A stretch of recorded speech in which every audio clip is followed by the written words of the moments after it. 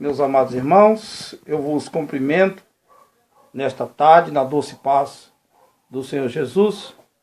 É motivo de bastante alegria poder estar mais uma vez convosco para vos transmitir nesta tarde partícula da palavra de Deus. A doce paz do Senhor Jesus a todos os amados irmãos e amigos nesta tarde maravilhosa deste dia 27 de dezembro de 2016, quando temos a oportunidade de, mais uma vez, nesse espaço que nos é dado, que denominamos a voz do pastor em teu lar, poder estar aqui vos transmitindo uma palavra de Deus. Deus abençoe a todos. Vamos então a uma reflexão na palavra de Deus. Eu convido a todos, amados, para que leiamos então a palavra de Deus no Evangelho de João, no Evangelho de Jesus Cristo, segundo João escreveu, no capítulo de número 8, uma reflexão da palavra de Deus aos nossos corações. João 1:8 diz assim: Mas Jesus foi para o Monte das Oliveiras e pela manhã cedo voltou ao templo, e todo o povo vinha ter com ele. E Jesus, assentando-se, o ensinava. Então os escribas e fariseus trouxeram-lhe uma mulher apanhada em adultério, e pondo-a no meio, disseram-lhe: Mestre, esta mulher foi apanhada em flagrante adultério. Ora, na lei de Moisés nos ordenou que as tais sejam apedrejadas. E tu, pois, o que dizes? Isto dizia eles, tentando-o para ter do que lhe acusar. Jesus, porém, inclinando-se, começou a escrever no chão com o dedo. Mas, como insistissem em perguntar-lhe, ergueu-se e disse: Aquele dentre vós que estiver sem pecado, seja o primeiro que lhe atire pedra. E, tornando a inclinar-se, escrevia de novo na terra. Quando ouviram isto, foram saindo um a um, e a começar pelos mais velhos, até que nenhum mais ficou. Jesus, a não ser que nenhum mais ficou, somente Jesus e a mulher. Então, erguendo Jesus, e não vendo a ninguém senão a mulher, perguntou-lhe: Mulher, onde estão aqueles teus acusadores? Ninguém te condenou?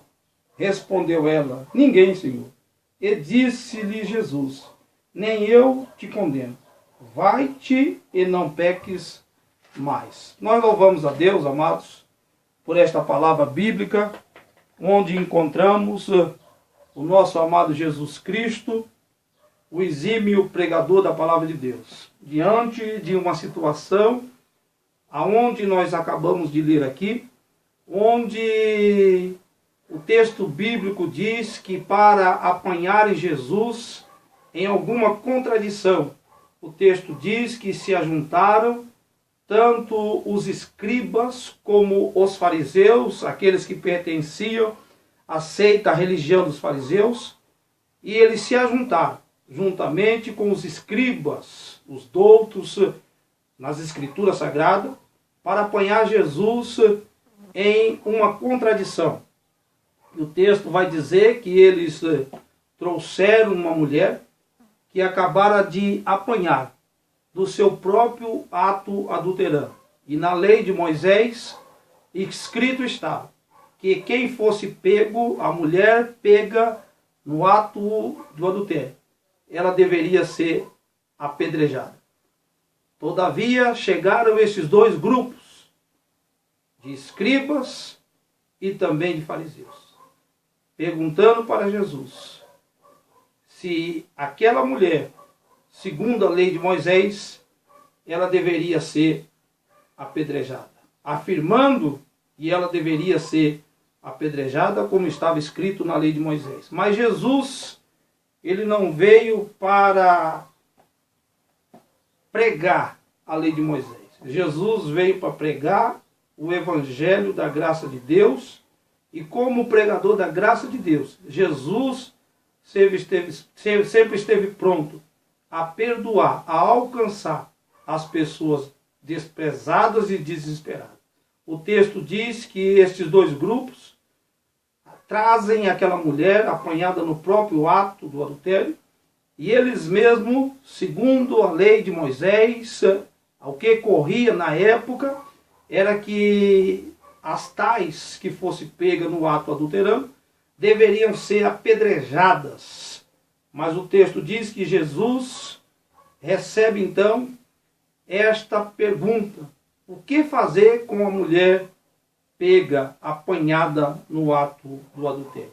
O texto diz que eles perguntaram a Jesus e Jesus continuou escrevendo, sem dar atenção. Mas a palavra vai dizer que eles insistiram então em fazer a pergunta. Aí Jesus se endireitou e, olhando para eles, Jesus então começa a fazer a sua exposição. E o que eu quero dizer aqui nesta situação é que Jesus conhecia a lei de Moisés. Além de Jesus ser 100% homem, 100% Deus, ele tanto tinha na revelação profética para dizer a resposta certa, como ele fez no caso da mulher do capítulo 4 de João, da mulher samaritana. Jesus profetizou a vida pregressa daquela mulher. Mas no caso aqui, Jesus, como estava diante de homens estudados e que conheciam, homens doutos, que conheciam a lei de Moisés, os escribas conheciam certamente toda a lei de Moisés.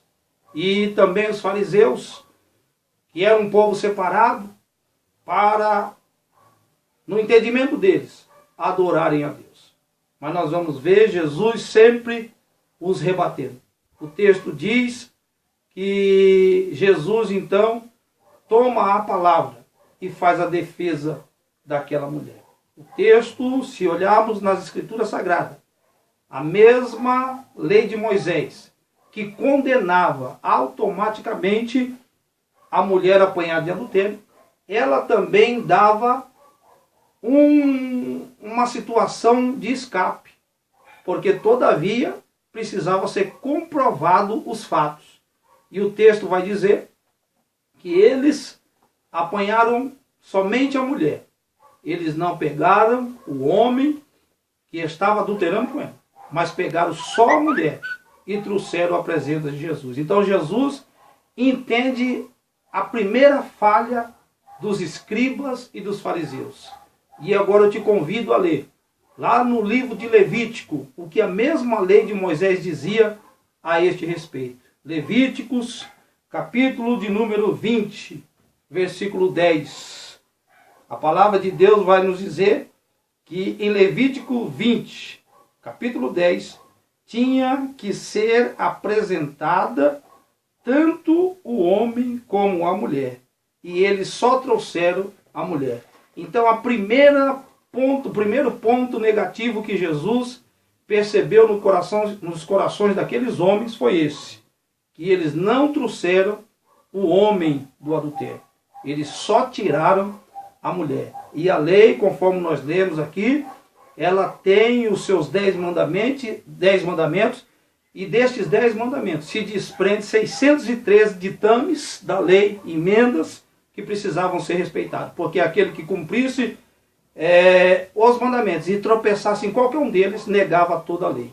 Então eles tinham que cumprir a lei, mas por completo. Então Jesus identifica logo uma grande falha, porque eles não trouxeram o homem. Levíticos 20 e 10.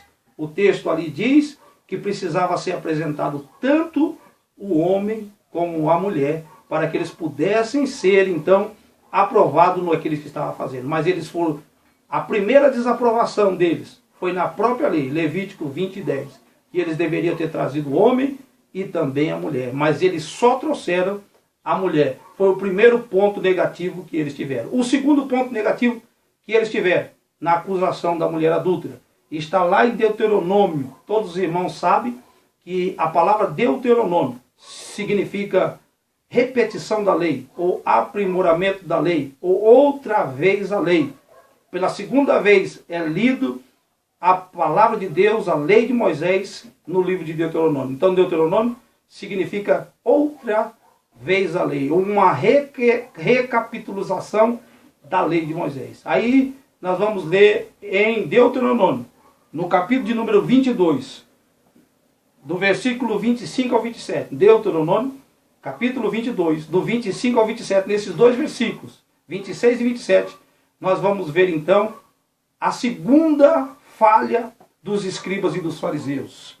A mulher tinha o direito, a chance do grito, porque na própria lei de Moisés, ela mostrava que para que uma mulher fosse então condenada e apedrejada, ela precisava ser de maneira contundente, ela precisava ter tido o direito de gritar. Ela poderia gritar, porque ela poderia, sendo mulher, sendo mais frágil, ela poderia ser violentada, ela poderia estar fazendo aquele ato sem o seu próprio consentimento.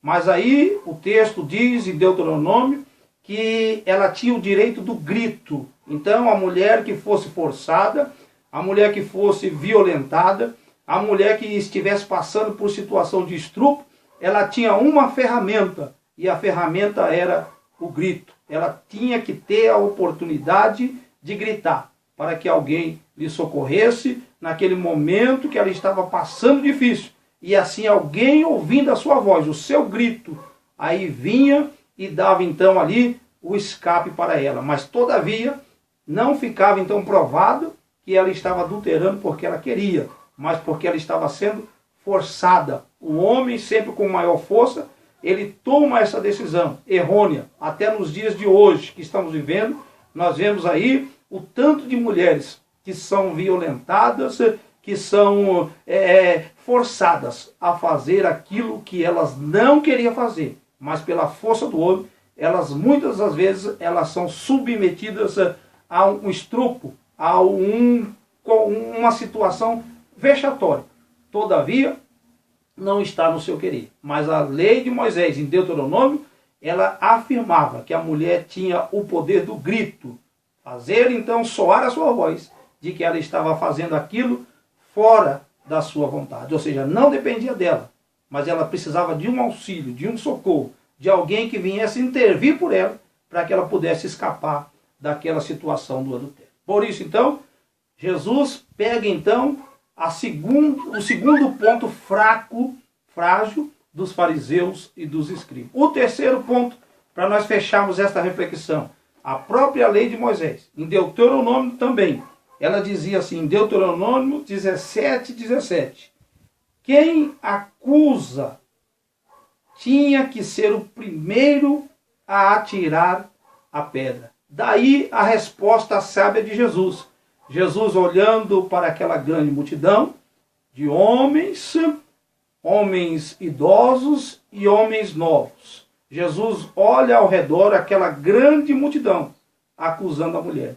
E Jesus, compreendendo as Escrituras, sabendo do ponto frágil desta acusação, Jesus dirige a palavra dizendo, aquele dentre vocês que não tiver pecado, seja então o primeiro a atirar a pedra. Então nós vamos ler aqui em Deuteronômio capítulo 17, versículo 7, que aquele que fizesse acusação contra alguém, ele tinha que ser o primeiro a atirar a pedra. De maneira nenhuma, alguém que fosse condenado seria apedrejado sem que primeiro o acusador jogasse a primeira pedra, jogasse o primeiro pedregulho. E aí nós vamos ver Jesus dizendo àquela grande multidão, de vocês aí da multidão que estão acusando essa mulher, quem de vocês não tiver pecado, que seja o primeiro e atire a sua pedra. O texto diz que saíram de um a um, desde os mais velhos até os mais novos, todos saíram, porque eles não tinham a consciência limpa de que eles poderiam então atirar a primeira pedra. Então fica aqui mais um ensinamento para nós. A mesma lei que condenava o ato do adultério. Ele também dava esse escape, porque a pessoa que acusava o outro do adultério, ele tinha que ser o primeiro a jogar a pedra. Foi por isso que Jesus, sabiamente, teologicamente, Jesus diz, Jesus não disse nada, ele só disse, aquele que não tem pecado, seja o primeiro a atirar a pedra. O texto diz que aqueles homens com as suas consciências pecaminosas, eles começaram a sair de um a um, não ficou ninguém, somente a mulher no meio. Jesus então olha para a mulher e diz, mulher, aonde estão aquela multidão que te acusava? Ninguém te condenou? Aí a mulher disse, não, Senhor, ninguém me condenou. Jesus, estando só com a mulher, disse para ela então, se ninguém te condenou, Jesus dizendo, como um bom advogado, como um grande advogado, como um grande defensor, porque Jesus, ele sempre aborreceu o pecado, mas Jesus sempre amou e amará ao pecador. Jesus cheio de amor para com aquela mulher, cheio de compaixão para com aquela pecadora. O texto diz, aquela mulher entristecida, aquela mulher talvez forçada ao ato do adultério, não sabemos, o texto não diz, só diz que trouxeram ela e colocaram diante de Jesus. O texto diz que Jesus disse, ninguém te condenou, cadê os acusadores? Todos foram embora, porque todos estavam com a sua consciência manchada e não tiveram a coragem de atirar a primeira pedra. Então Jesus disse, aquele dentre vocês que não tiver pecado, seja o primeiro a jogar a primeira pedra, ou seja, jogue a primeira pedra, e aí os demais acabam de apedrejar. Mas quem acusa, o acusador, tinha que atirar a primeira pedra, porque por isso Jesus sabiamente, ele disse, aquele entre vocês que não tiver pecado, jogue a primeira pedra. E todos saíram, porque eram pecadores, mentirosos, iracundos, cheios de cóleras, invejas e de muitas porfias. Fica aqui aos nossos corações esta palavra. Jesus defende a mulher como grande advogado dos perdidos. E como grande juiz, ele ratifica a sentença. Não agora mais como advogado, mas agora como juiz. Ele diz e declara que aquela mulher está livre. Ninguém te condenou? Não. Então eu também, como o juiz do juiz, não te condeno. Vai em paz e você está livre dos teus acusadores. Amados irmãos, a importância que temos de conhecermos a palavra de Deus. Pela palavra de Deus, Jesus fez com que os acusadores recuassem daquele intento da morte daquela mulher. E ela foi morte da sua vida física, ela recebeu de novo a vida física, porque ela estaria condenada à morte, ao apedrejamento. Mas ela recebe a vida de novo, recebe também uma vida nova, uma vida espiritual. E se ela permaneceu fiel até o dia da sua morte, ela também receberá a vida eterna. Então, vida em abundância só achamos em Cristo, o grande advogado, o grande juiz, aquele que pode livrar as nossas almas. Eu não sei, meu amado, por que razão você se afastou do Evangelho. Eu não sei, minha amada, por que razão você se afastou do Evangelho. Mas aqui nesta tarde existe uma esperança para você. Parece que tudo está perdido, mas nem tudo está perdido. Ainda continua sendo a última palavra de Deus para o teu coração. Se Ele não te condenar, ninguém mais pode te condenar. Paulo diz, quem nos condenará? Quando escreve aos Romanos, capítulo de número 31. Quem nos condenará? Se é Deus quem nos justifica. Eu oro por você. Reconcilie com o Senhor. Volte para a comunhão da igreja. Aceite a Jesus como Salvador. E as bênçãos de Deus jorrará sobre a tua vida. Eu oro por ti. Querido Deus, bondoso Pai Celestial, obrigado por esta reflexão, porque sabemos que temos um grande advogado, sabemos que temos um grande juiz, temos um grande médico, temos um grande Deus ao nosso lado, para nos dar sempre a vitória nos momentos de dificuldade. Pai querido, e que as bênçãos do Evangelho repouse sobre a vida do meu irmão, sobre a vida da minha irmã, e que estejamos então, Senhor, sempre de posse da Tua palavra, abundando em nossos corações, em nossas almas, para que o nome de Deus seja glorificado. Pai, confirma sempre a vitória, em nome de Jesus. Nos despedimos uns dos outros, impetrando a bênção apostólica, que Paulo, na sua segunda carta aos Coríntios, capítulo 3, versículo 13, ele diz: a graça do Senhor Jesus Cristo, o amor de Deus e a comunhão do Espírito Santo seja com a igreja do Senhor e todos aqueles que creem, digam amém. Amém, amém, amém e amém.